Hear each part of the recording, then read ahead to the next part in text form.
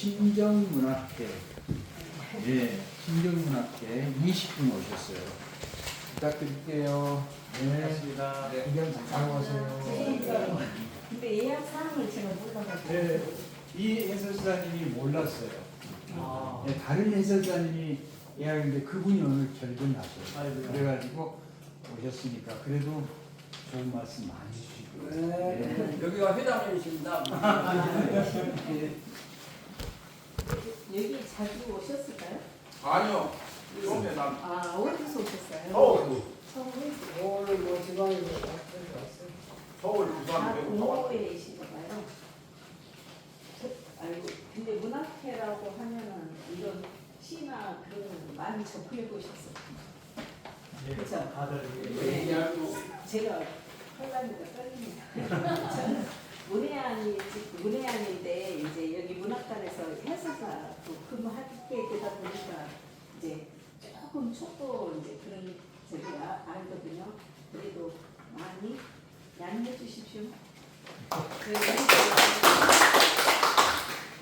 이정 해설사라고 합니다.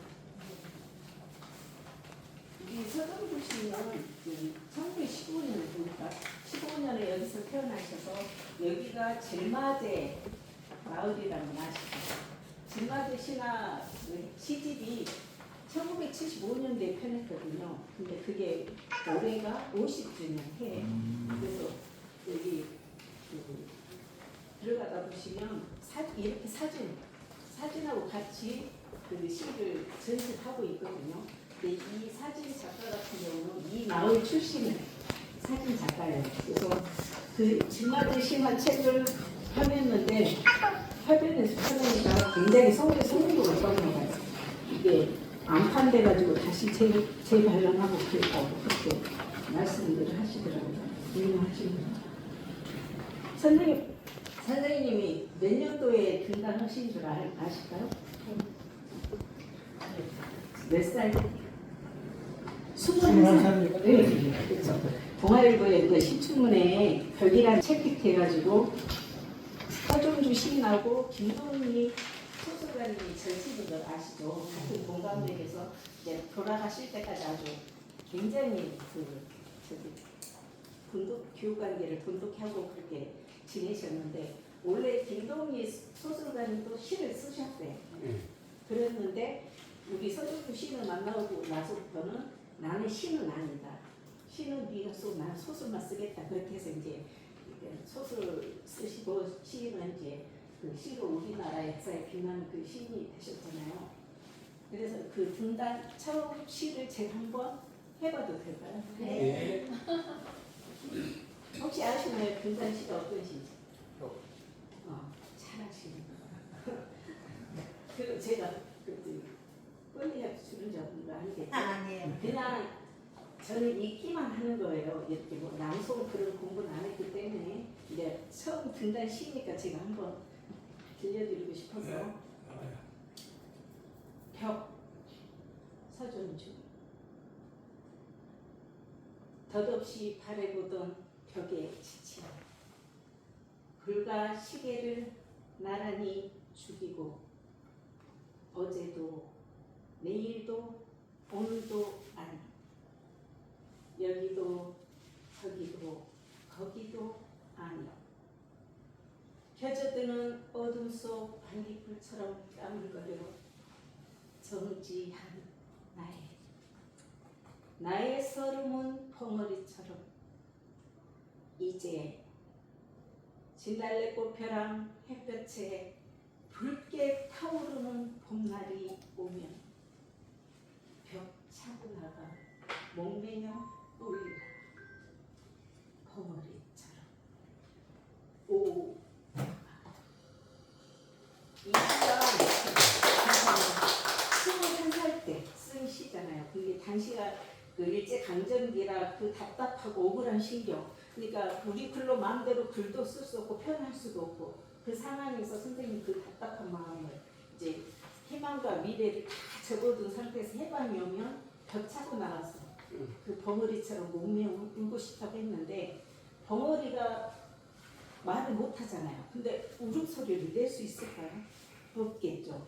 근데 근데 그 벙어리가 올 때는 이거이 하면서 온몸을 비틀면서 그렇게 운다고 합니다. 그런 심정으로 해방이 오면 이제 벽창 나서 울고 싶다는 그런 예, 그렇게 노래를 하셨습니다. 근데 우리 시인은 여기에서 9살까지 살았어요. 이 질마제 마을에서. 질마라는 뜻은 원래 길마 혹시 아실까요? 네. 길마. 길이 사는 말? 네? 길이 사는 말? 소나 말 등에 얹는 안장 있잖아요. 짐을 실켜서 안장을 얹잖아요. 그게 길마예요. 근데 우리나라 길매, 국어에서- 길매. 네? 길매. 이렇게. 네, 길마. 길마. 근데 우리나라 국어에서는 길을 질로 많이 읽잖아요. 글들을 하시니까 잘 아시겠죠. 질로 많이 읽잖아요. 그래서 그 길마가 질마가 되고 고개라는 뜻이잖아요. 쟤는. 그래서 그 모양을 담아서 여기를 질마체라고 하거든요. 근데 주소로는 성사 질마 마을이에요. 질마는 한자로 고쳐 붙인 이름이에요. 그러니까 성사는 혹시 성사 사찰에 가보셨을까요? 그 선우사가 아니라 여기는 부안면 선우사예요. 그 선우사는 아산면 선운이거든요. 여기는 부안면 선운이에요. 그래서 그 선자는 전혀 달라요. 그러니까 선우사 선자는 참선 선자를 쓰고 여기는 신선 선자를 쓰게 되는 거죠. 그래서 선생님이 여기서 9살 때까지 공부하시고 보통 국립학교에 가서 거기서 공부하시다가 중앙고등학교에 서울로 가셔서 1학년 때 광주 학생 항일운동 그 기념일 이 11월 3일이잖아요. 근데 그때 광주 학생 항일운동이 일어나요. 그 여학생을 추행하고 폭행하는 일본 그 학생들이 남학생들이 그때 기념 거기를 그 소식을 듣고 선배들이랑 같이 조선 독립 만세를 외치며 그 운동을 하게 됩니다. 그래서 1학년 때 거기서 이제 14살 때였거든요. 그러니까 선배들 뒤따라서 무조건 이제 겁도 없이 그냥 조선 독립 만세를 외치고 따라다니다 보니까는 정압을 맞게 된 거죠. 그냥 그 외만 맞고 이렇게 째증만 맞고 풀려나갔어요. 그 선생님은. 그렇게 해서 이제 그 방황을 하게 되는데 그 이듬해 또 기념일에 그때는 2학년이겠죠. 그때는 본격적으로 하다 보니 주동이 돼서 하다 보니까 이제 태학을 맡게 되죠. 태학을 맡고 여기 고창에서 보통 고등학교에 이제 그 다시 편입을 했는데 거기에서도 일본인 경찰들의 관심의 대상이 되는 거예요. 선생님이 백지동에 그 해학을 주동해가지고 일본 사람들의 밑에서 일본 글을 배워서 그걸로 일본 사람 밑에 들어가서 돈 버는 그러기 싫어가지고 그냥 시험지 봐도 그냥 백지를 놓고 그런 활동을 합니다. 그러다 보니까 고창 경찰서에 요주 인물로 이렇게 주의를 받다 보니까 그 고창 학교 교장 선생님이 여기서 만약에 태학을 맡게 되면 이 장래가 염려스럽다 하면서 이제 자퇴를 이제 하게 되는 거죠. 그렇게 해서 이제 그 방황의 길로 들어서게 되는데 우리 선생님의 그 친구가 다양해요. 뭐 바람의 시인이라도 나를 키우고 파라리 바람이다. 그 시를 들어보셨죠? 그 시 쓴 것도 23세 때인데 이제 여기서 이제 제 이야기는 간단히 끝내고 들어가시면서 내 얘기를 나누겠는데 여기 현재 1층만 공간을 볼 수가 있어요. 5층까지 전시도 있는데 옥상을 지금 리모델링 중이에요. 비가 새가지고 시 전시관 가서 이제 시에 대해서 잠깐 이야기하고 제가 여러분들께 숙제를 주겠습니다. 제가 시를 낭송했잖아요.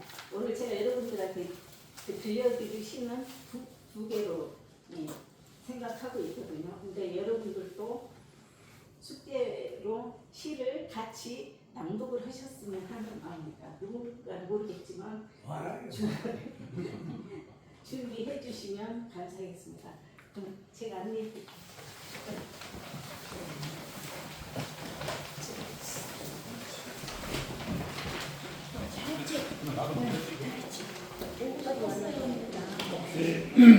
미개문화상 임종대 회장님, 임종대 지금 작년부터 동국대에서 이 타겟을 운영을 하고 있어요. 그래가지고 여기 선생님들 다 갖고 계시는데 송글씨 대회를 작년 1회 때 동국대에서 딱 하면서 이제 송글씨 대회를 해가지고 그 행사를 진행하고 있는데 올해도 전화되시나 50주년 그래서 올해도 하실 거예요. 근데 이 송글씨 대회 대상을 받으신 분이 서울에 계시는 80 넘으신 어르신이 받았어요. 그래서 여러분들도 참여하셔서 그러니까 뭐 텔라그래피니 그런 것이 아니고 오로지 펜글씨, 펜글씨로 하는 그런 행사 있으니까 참여해 보시고 가실 때는 좋은 글 있으면 한 잔씩 올려주십시오. 여기가 친필이에요, 선생님. 잘 아시죠? 친필이에요. 네. 근데 여기 이쪽에는 다 친필이 전시되어 있는데 이 글 같은 경우는 60대 때 썼다고 그 선생님의 조카분이 방문하셔가지고 그런 말씀하시더라고요. 여러 장을 써놓고 이제 기념으로 방문하시는 분들한테 이렇게 선물하셨다는데 저는 이제 그 서예에 관해서는 잘 모르지만 글을 아시는 분들은 굉장히 잘 쓰고 계시다. 해가 하나에도 의미를 이렇게 잘 쓰고 계시다고. 네. 속적새요? 소짝새. 그러니까 이거는 서쪽새가 선생님, 그러니까 우리가 교과서에서 봤을 때는 서쪽새로 보잖아요. 이거는 선생님 숫자기라. 그러니까 우리 선생님 같은 경우는 입에서 나오는 대로. 그렇지. 다음번에는 사투리 그거를 잘 쓰셔서. 여기는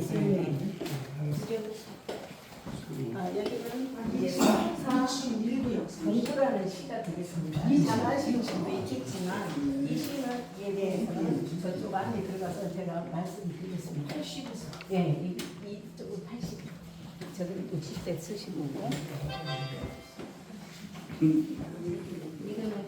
기초교에 나오는 시가 되겠습니다.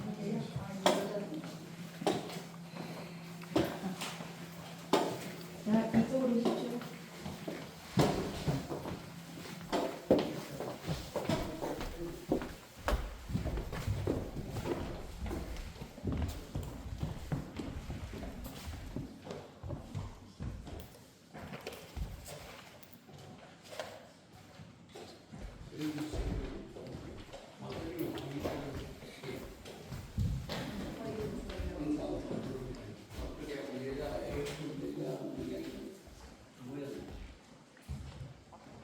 여기 조각을 보시면 선생님 총상이에요.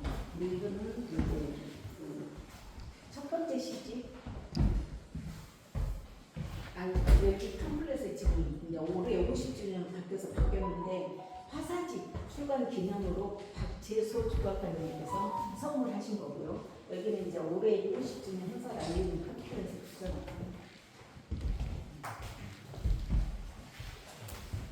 여기 문학관 같은 경우는 이제 학교 분교를 개조해서 제가 2001년도에 선생님이 2000년도에 돌아가셨잖아요. 2001년도 11월 3일에 개관을 했거든요. 그 이듬해. 근데 11월 3일이 의미가 있는 날이라고 아까 제가 말씀드렸죠.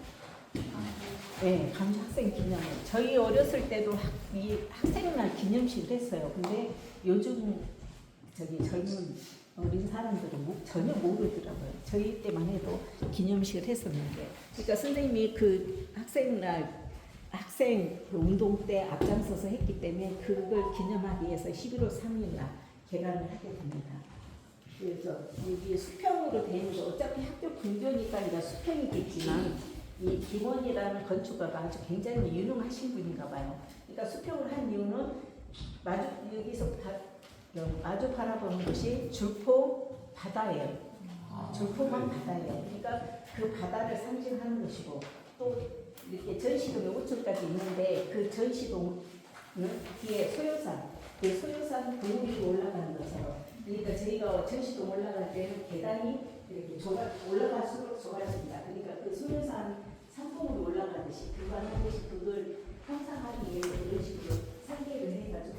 근데 그 유충 옥상파면 바람이 전망대에서 이어입니다. 저기 문화평론가 하시던 그분이 바람의 전망대라고 이름을 지어주셨어요. 그러니까 이어름 평론가 같은 경우는 우리 서정주 시인을 굉장히 존경하고 존경을 하셨고요. 그 동시대를 살았던 사람 중에 가장 태문이었던 사람이 서정주 시인하고 같이 살았던 곳이다. 그 정도로 추앙을 할 정도로 굉장히 여로를 하시더라고요. 여기 보시면 이제 첫 시집 하사집이 나오고요. 선생님의 약간의 그 친일에 대한 그 저기가 있었어요. 말들이 있었잖아요. 그러니까 지금 이것만 아니었으면 여기 문학관이 발 디딜 틈이 없이 이렇게 사람들이 굉장히 학생들이고 뭐다 저기 할 텐데 민주화 정부 들어오면서 이제 친일 색출을 많이 했었잖아요. 그 이후로 그러니까 그 전에만 해도 굉장히 뭐 중고등학생이고 대학생이고 문인들이고 굉장히 여기가 바글바글 찾아 들었던 곳이거든요. 근데 그 이후로 이 선생님의 이 친일이라는 오명 때문에 이게 좀 조용한 문학관이 됐지만 여러분들처럼 잘 아시는 분들이 이렇게 방문해 주시니까 저희들로서는 굉장히 영광이에요. 네. 항쟁 그런 거 하신 분이 친일이었어요?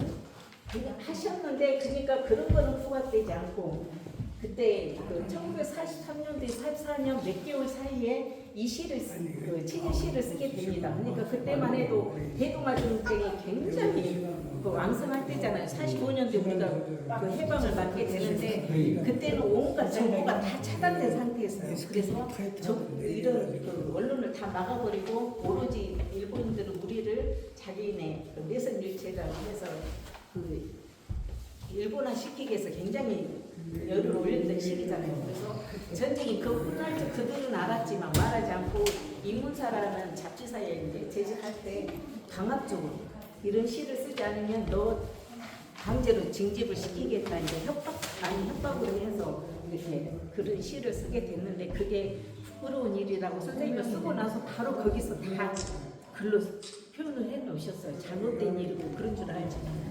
원심은 아니네요. 네, 그렇죠.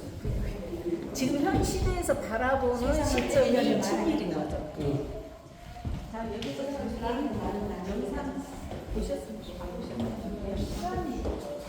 오늘 회장님 그 스케줄이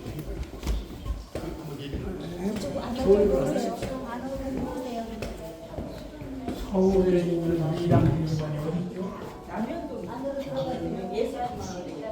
남현동에서 고랑시대까지 인사 사실전에서 교대를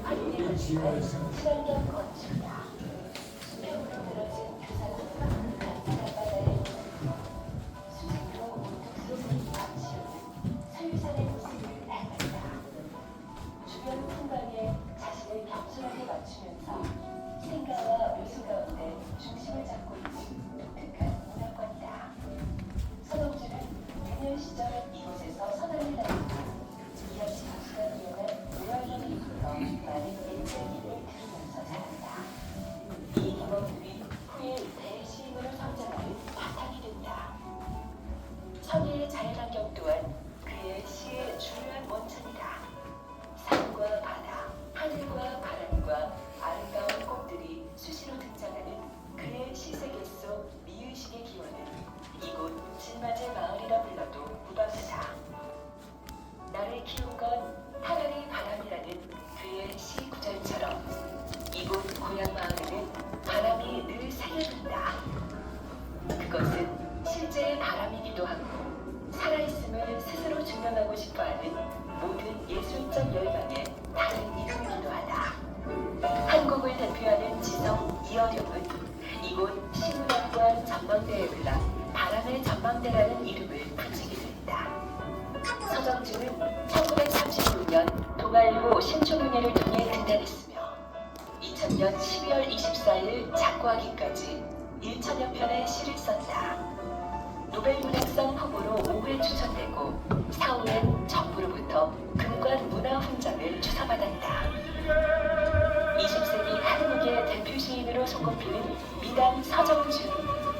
시로 기억되는 시인이 좋은 시인이라면 서정주는 진정한 인류 시인이다.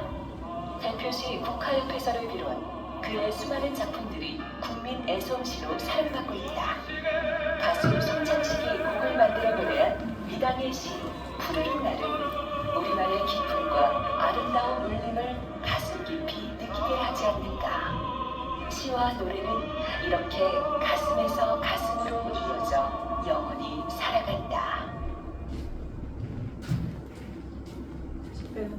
다시 보시면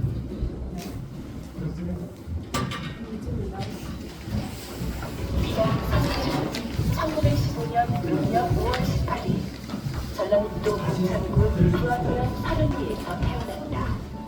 뒤로는 소유산이 가오를 수원으로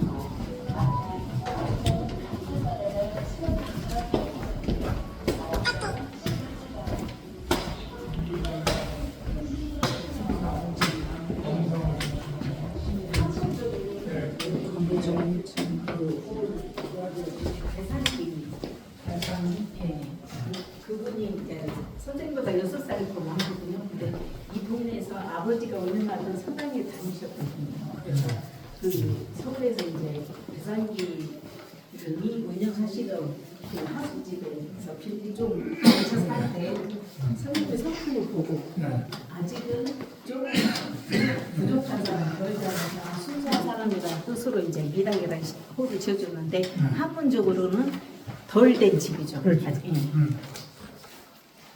그러니까 그만큼 선생님은 순수했다는 거죠. 자신이 지었다고 하면 상당히 겸손하다 싶은데 누가 지었을까 궁금해서. 근데 본인이 저기 보면 끝없는 뭐 해갖고 끝없는 자리는 발전을 해야 된다는 그런 네. 뜻을 갖고 있잖아. 네. 근데 이 호도 그런 뜻이네. 그렇죠. 아직 덜 된 사람, 그렇지. 아직 어린 사람. 계속 이제 이게 미완성. 네. 그러니까 그 선생님은 돌아가실 때까지도 그 세계 산 이름 1628개를 다 그 특징적인 거 높이 어디 있는지 그걸 다 적어놓고 새벽마다 운동하시면서 사모님이랑 같이 배웠다 하면 끊임없이 그렇게 공부를 하셨던 거죠. 이제 기억력을 하게. 여기는 이제 미담과 그의 가족들이라는 테마로 이제 전시를 하고 있는 곳인데요. 선생님이 여기 이제 23살 때 결혼을 하셨거든요. 근데 그래서 사모님이 10월에 돌아가셨어요. 2000년 10월에. 우리 선생님은 12월에 2달. 예. 그거를 이제 여기 시를 보시면 내 안에라는 시에 보면 내 안에는 새벽마다 정한수를 떠놓고 우리 그 서관님께서 나가서 한눈 팔지 말고 건강하니 무사히 들어라는 기도를 날마다 했던 게 3,000배 정도 된대요. 그 찬이 정한수가 그런 정도로 이제 기도를 새벽마다 하셨다는데, 그러니까 그 사랑이 돌아가셔서 이루어지시지 않았나. 그 2달 만에 그래서 저희는 그렇게 깊은 인연이라고 이제 말씀을 드리고 있습니다. 근데 자제분은 아드님 2분이에요.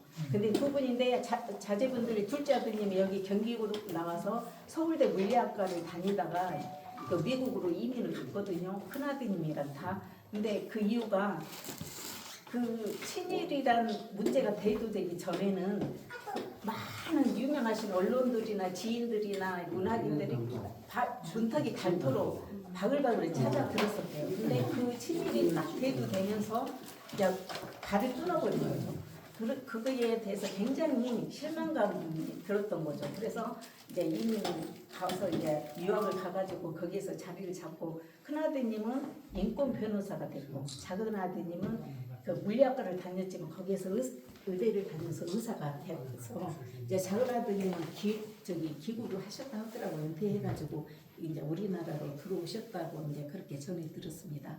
그래서 그 당시 그 경기고에 같이 다녔던 그 동창분들이 여기를 가끔씩 오셔가지고 이제 우리 선생님 둘째 아들이 서윤이거든요. 그 윤에 대해서 이제 말씀하는 거예요. 굉장히 머리도 뛰어나고 그 최고의 물리학자가 될 뻔한, 서울대 물리학 다니면서 될 뻔했는데 아깝다 하니까는 공부 별로 못했어. 공부는 못했는데 우리가 걔를 부러워한 이유는 아버지가 교과서에 시를 실려서 지금 아버지가 교과서에 나온 게 부러웠지 공부는 못했어. 그런 식으로 말씀을 하시더라고요. 아, 경기고 나온 사람들은 얼마나 뛰어나길래, 우리 생각에는 굉장히 천재라고 그럴 정도로 여기서는 그렇게 말을 했거든요. 근데 그분들은 그렇게 말씀하시더라고요. 네. 네. 몇 년도에 돌아가셨어요? 2000년 86세. 네.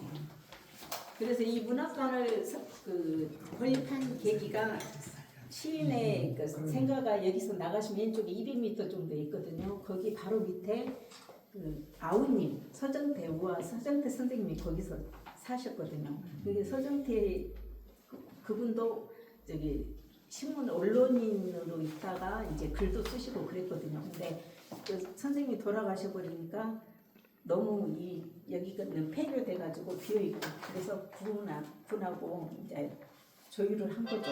기념관을 만들어서 이제 기르고 싶다 그렇게 해서 이제 그런 땅속 기증하고 그런 식으로 해서 많이 이렇게 건립을 하게 된 겁니다. 근데 저기까지만 해도 굉장히 저희가 자신만만하게 이렇게 우리 시인을 칭찬하고 그러겠는데 그 잠깐의 오류 그게 있어가지고 근데 또 거기에 비하면 또 50대 전두환 때 그게 또 더 나쁘다 하는데 우리 둘째 아드님이 그 서울대 다니면서 학생운동 많이 그 당시에는 민주화운동 많이 했었잖아요. 그거 밟고 나서 하고 다니는데 강제 징집이 돼버린 거죠.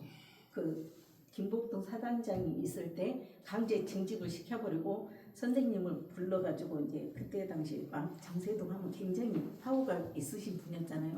독대를 해가지고 네가 이런 시를 글을 안 쓰고 앞에서 연습을 안 하면 네 아들 어떻게 될지도 모르고 이제 그런 식으로 협박을 한 거죠. 근데 선생님 같은 경우는 6.25 때 그 조현병 그 우울증 조현병이 있었잖아요. 그런 병 때문에 죽다 살아나신 그런 분이에요. 그러니까 그 선생님이 우리는 그 수필을 쓰는 것은 의식의 언어라고 하잖아요. 근데 시는 무의식의 언어라고 하잖아요. 내 감정을 스스로 무의식 다 표현하는 거. 선생님은 그런 순수한 마음이었기 때문에 이제 지금 와서 변명을 할 때는 나는 그때 당시 두려웠다. 만약에 북한에서 쳐들어오면 그러니까 어른임에도 불구하고 그런 소리를 할 수 있다는 건 그렇게 순수했다는 거. 북한에서 쳐들어오면 우리도 6.25를 겪고 그 어려운 상황에서 한강도 도강하면서 그렇게 안 좋은 꼴을 많이 봤는데 그렇게 될까 봐서 두려워서 그렇게 했다 했는데 나중에 조카분이 물어보니까 윤희가 강제로 그렇게 징집 군대로 끌려가 버리고 하니까 어떻게 될지 몰라서 그랬다. 이제 그런 식으로 이제 언론에 나는 그냥 부러워서 그랬다, 무서워서 그랬다 하는데 솔직히 말해서는 그렇게 말씀을 하셨다고 합니다. 자, 학교였구나. 학교. 폐교. 초등학교. 네, 폐교. 초등학교 때 저기가 북한에서 시가 지금 겪어서 안 나이 젊은 사람이고 아까 그 날 노래도 우리는 잘 알고 있죠. 선생님도 다 아시죠. 근데 요즘 30대만 해도 그런 노래가 있었냐고 그렇게. 자, 이 공간은 사시사철 전시하는 공간입니다. 선생님의 대표적인 시를 전시하는 공간이고 이제 벽 쪽으로 보시면 질맞이의 신화 시집 50주년 기념으로 질맞이에 나오는 시들을 전시하고 있습니다. 자, 제가 아까 선생님한테 숙제를 줬죠. 시 낭송을 해보시라고. 세미나 선운사 고랑으로 선생님이 해보시니까요. 선운사 동백꽃을 보러 갔더니 동백꽃은 아직 일로 피지 않았고 막걸리집 여자의 육자백이 가닥에 작년꽃만 오히려 남았습니다. 그것도 목이 쉬어 남았습니다. 선생님이 제대로 읽으셨네요. 보면 여기를 다 씁니다로 읽거든요. 근데 씁니다로 읽어요. 이거 보시면서도 근데 선생님은 제대로 씁니다로. 아, 우리나라 유명한 낭송가인데. 아, 그러세요? 예. 그러니까 그러셨구나. 근데 이 시가 이제 사연이 있어요. 네. 사연이 있는 게 이게 동구 10이거든요. 이 동구 10이가 재작년까지 있었는데 선우사 입구에 있었거든요. 근데 철거를 했어요. 없었어요?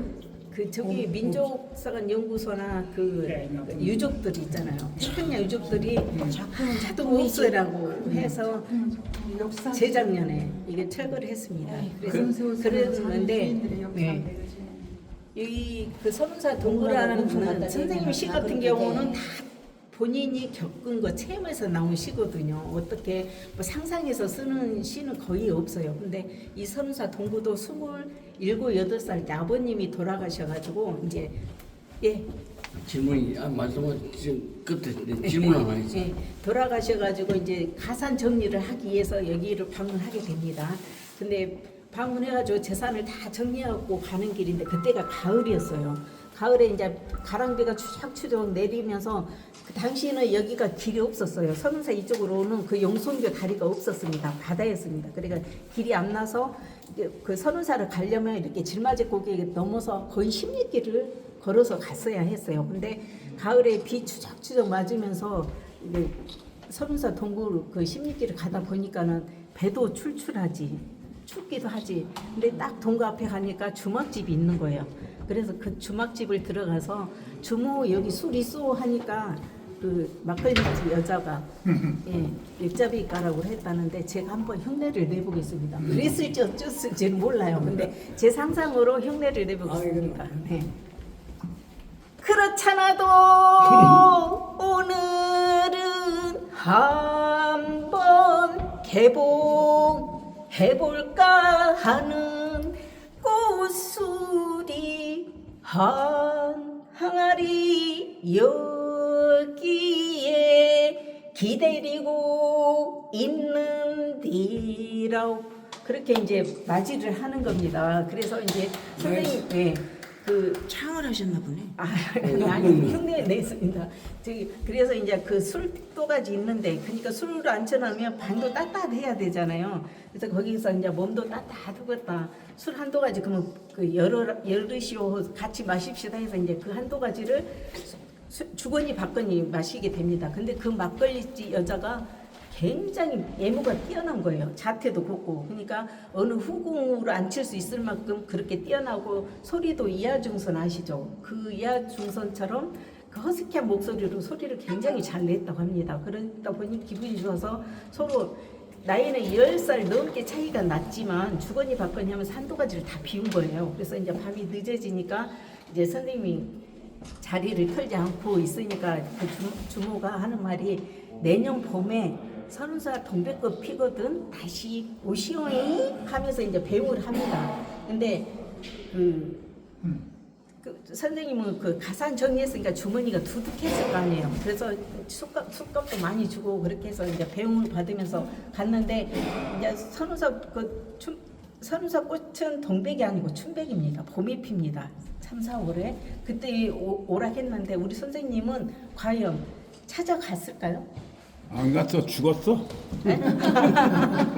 죽진 않았지. 네, 죽지는 않았고 이제 찾아간 게 거의 20년 다 돼서 그 이듬해가 아니고 20년 다 돼서 근데 선생님은 항상 그 내리에 그 동백꽃 피거든 또 오시오이 그 소리가 굉장히 귀에 이제 맴돌았다 합니다. 그래서 이제 20년 지나가지고 여기 선운사에서 토주 파티가 있었어요. 막걸리 이제 후배들하고 제자들이 초청을 해갖고 이제 그 막걸리 파티를 하고 먹고 이제 그 생각이 난 거예요. 주막집 여자가 궁금해서 이제 그 길을 찾아갑니다. 갔는데 주막이 없어졌어요.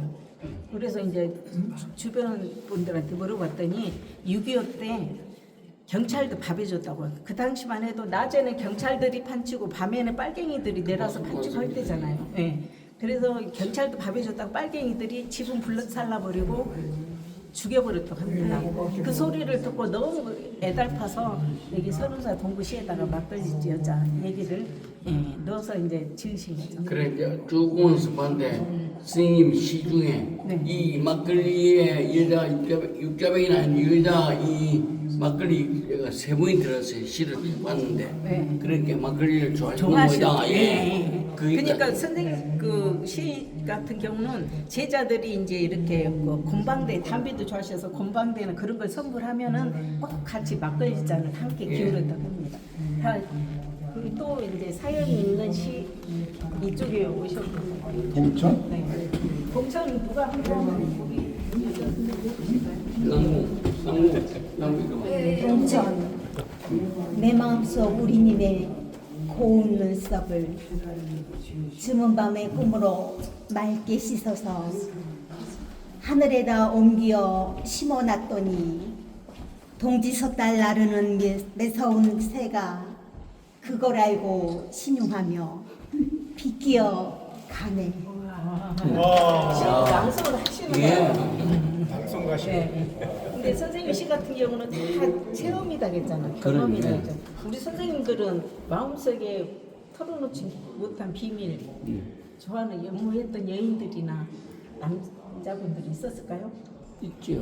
네. 있는데 말을 못하지. 그러니까 말을 못할 그분. 그러니까 우리 선생님 마음속에는 세 사람이 있었대요. 평생을 들어서 한마디 말도 건네보지 못한 그 세 사람이 이제 그 초등학교 보통 초등학교 다녔다 했잖아요. 보통 그 초등학교 다닐 때 3학년 때 거기에서 6년 공부할 것을 5년 만에 이렇게 얼반해가지고 워낙 머리가 뛰어나서 이렇게 갔는데 3학년 때 일본인 여선생님이 담임 선생님이었대요. 근데 그 담임 선생님이 선생을 너무 이쁘해가지고 이제 집으로 초대를 했나 봐요. 근데 그때도 그날도 비가 왔는데 이제 선생님이 막 이제 선생님 댁으로 이제 가니까는 선생님이 창밖을 이렇게 보고 계신 선생님이 이제 시인이 오니까는 막 맨발로 뛰쳐나와서 딱 안아주면서 이렇게 품에 꼭꼭 안아주시더래요. 근데 그때 그 당시만 해도 우리 남자들 다 알대가리였잖아요. 그걸 꼭꼭 안아줄 때 심장이 너무 벌렁벌렁 해가지고 그 당시 너무 이제 그런 감정이 있었다고 합니다. 그래서 첫 번째가 그 여자분이었고 또 중앙고등보통학교 때 그 상밥집 하숙집 그 밥 해주는 아가씨가 굉장히 예뻤나 봐요. 소박한 모습이 너무 예뻤대요. 그럼에도 말 한마디 건네보도 못하고 그냥 가슴에 꼭 묻어두고 그렇게 지나버리고 이제 세 번째 여자분은 이렇게 막걸리집 여자 말 한마디 못하고 그냥 이렇게 가슴앓이를 했던 그 세 사람의 여인을 생각하니까는 이제 어른이 돼서 생각하다 보니까는 그 세 여인이 다 눈썹에서 나일락고 향기가 날 정도로 너무 예쁘게 그런 느껴졌대요. 그래서 그 느낌을 이렇게 동천이라는 새, 그 새가 이제 우리가 너무 예뻐하고 공격하니까 그 새도 무서운 새도 피하면서 그렇게 조심하면서 지나가더라. 눈썹 형태를 하면서 그런 게 이제 지었던 게 이 동천이라는 시가 됩니다. 근데 이 시는 이제 읽는 사람마다 시 같은 경우는 나름대로 해석을 하게 되잖아요. 근데 여기 불교적인 색채가 있니 어쩌니 이제 그런 말씀들을 하시는데 시 감상은 이제 본인들의 속아니겠죠. 이쪽 좌석 보시면 이 자리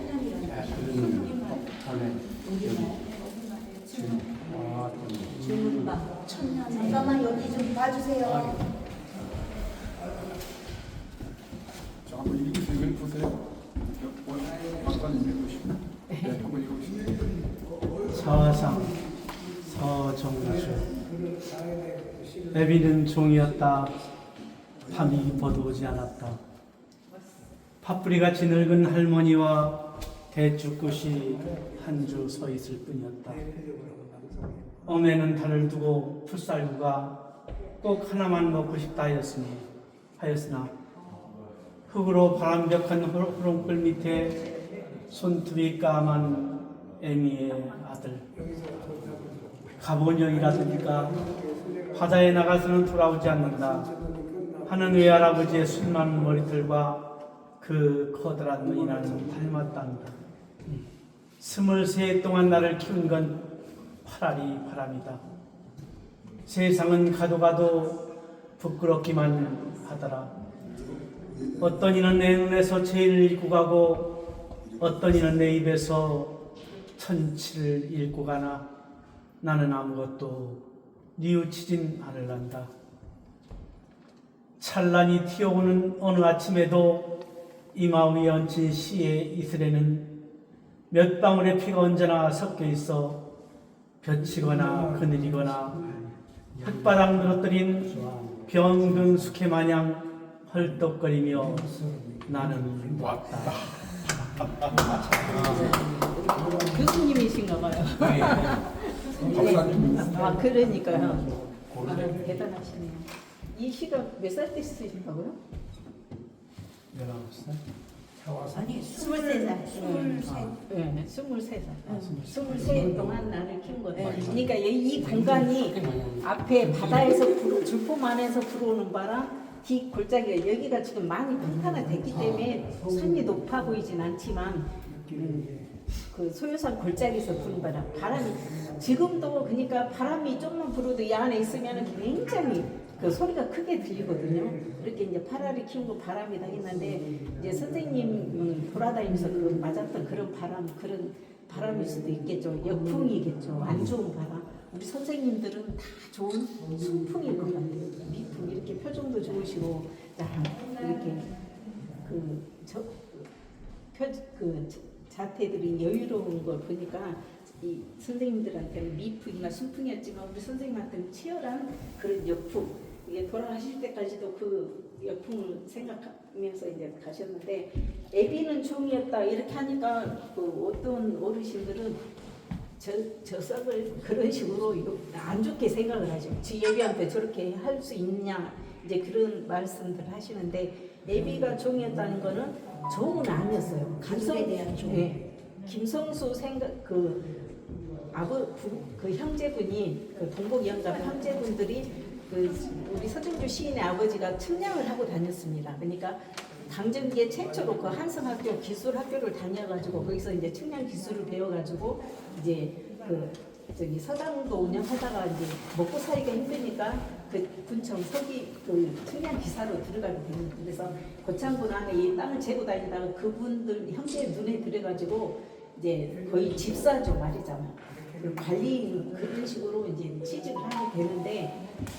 그래가지고 이제 줄포로 이사를 하게 되는 거예요. 근데 김성수 그분 일가가 서울로 가시고 그 집이 뭐 도깨비 집이니 뭐니 해가지고 이제 안 좋은 상황이 되니까 서울로 이제 떠나버리고 그 집에서 이제 거의 집사마냥 관리마냥 그렇게 하고 있는데 둘째 부인이 동복의 김기준 영감 둘째 부인이 아들을 데리고 와가지고 거기서 기거를 하게 되는데 굉장히 서정주 시인 아버지를 아주 몸종 부리듯이 안 좋게 그렇게 종 부리듯이 그런 식으로 한 거를 시인이 자꾸 갔던 거예요. 그래서 고창고등고등학교에 편입회 다녔을 때 아버지한테 그만두라고 제발 좀 그만두라고 창피하다고 그만두라고 요구를 해가지고 결국은 그만두고 선생님 공부를 시키기 위해서 다시 이쪽 고창으로 와가지고 고창고로 편입하겠어 다닐 때는 이렇게 읍내에서 좀 살게 됩니다.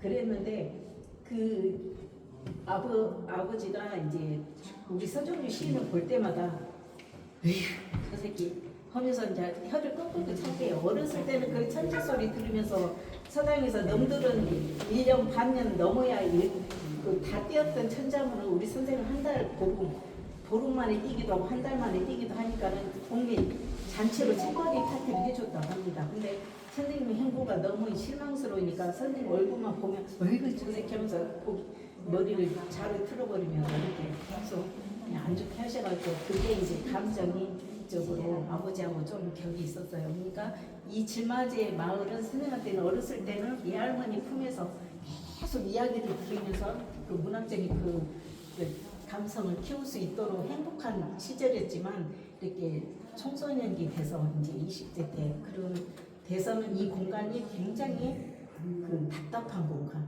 선생님은 근데 사상에 접해 있어가지고 저기 자유롭게 날고 싶은데 여기에서는 그게 아닌 장남은 그 역할이 크잖아요. 기대감도 크고 거기 아버지한테 계속 실망감을 주니까 이 공간이 굉장히 답답한 그리고 좀 저기 했던 공간이에요. 근데 나이가 들어서 이제 여기가 이제 꿈의 공간 돌아갈 수 있는 내가 안식처가 될 수 있는 그런 공간이 이 질맞이 마을입니다. 그래서 질맞이 신화가 시집이 나오게 된 배경이 그 추억을 생각하면서 내가 결국은 가야 될 곳이 질맞이다. 이제 그런 의도에서 질맞이 신화라는 시집을 하게 된 것입니다. 여기 보시면 이제 푸르른 날이 송창식이가 불렀지만 송창식 가수가 불렀지만 원래 작곡은 윤형주라는 분이 작곡을 해서 윤형주가 그 윤동주 그 시인의 육촌 동생인가 된다고 하더라고요. 근데 그 윤영주가 그 시인의 아들들하고 친분이 있어가지고 방문을 자주 했었나 봐요. 그래서 그 아버님한테 계속 이제 요청을 했대요. 아버님이 시로 내가 노래를 한번 만들고 싶습니다 해가지고 받은 노래가 푸르른 날이 됐습니다. 그래서 그렇게 나오게 된 겁니다. 좀 많이 들리는. 근데 요즘 젊은 사람들 뭐 이 사진하고 같이 있으니까 좋네요. 이 사진이 있는데 이 지역 출신 사진을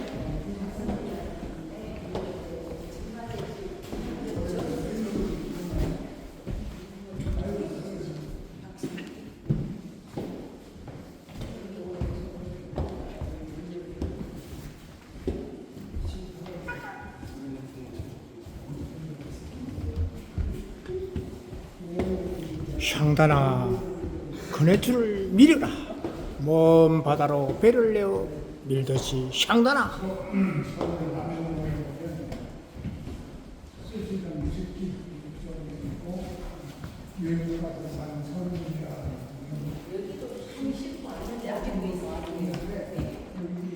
여기도 거의 3,000원 정도 되게 자신있고 이진이는 전시하고 있고 여기 해금이라는 시를 보시면 그 질맞의 신화에 벽조로 질맞의 신화에 나오는 시를 잘했잖아요. 그러니까 우리 선생님이 문학적 감성을 키운 게 3살 때부터 애할머니 품에서 무릎 베게 하고 애할머니가 20살 초반에 혼자 되셨대요. 애할아버지가 바다에 나가셔가지고 돌아오시지 못해가지고 이제 애할머니가 선생을 굉장히 예뻐해가지고 날마다 무릎 베기 하면서 옛날에 요즘으로 말하면 구연동화를 해주신 거죠.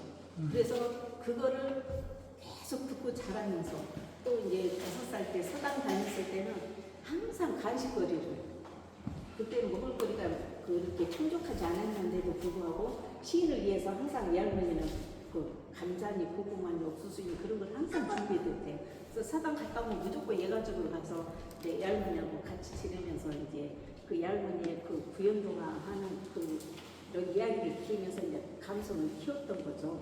근데 어른이 돼서 생각을 해보니까 그 이렇게 해일이 일면 태풍이 와가지고 바닷물이 그 애할머니네 집 앞까지 들어왔대요. 그러면 거기서 이제 물고기도 잡고 막 그런 물장난도 하고 했는데 애할머니가 이야기를 하시다가 멍하니 바다를 바라보시고 그 바닷물을 바라보시면서 얼굴이 빨개가지고 그냥 선생님 있는지도 모르고 그렇게 이제 그런 표정으로 멍한 표정으로 하면서 쳐다보고 계시는 것을 어른이 돼가지고 느낀 거예요. 그래서 어른이 돼서 보니까 애할머니가 그 바닷물은 애할아버지의 영혼을 싣고 오는 것이 아니냐.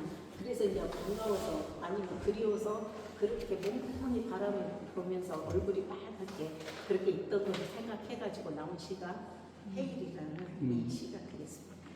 그래서 질맞의 신화 같은 시는 다음시예요. 선생님은 다음시를 잘 안 썼는데 질맞의 신화는 거의 다음시로 보니까 우리가 그 신화라고 하면 뭐 동명하거나 어떤 그런 사람들이 신화에 중복되는데 이 시에는 이 주변의 마을 사람들 이야기, 이 마을에서 일어났던 거, 그 사건들, 속 같은 거 그런 것을 이제 표현했던 시가 질맞의 신화가 되겠습니다.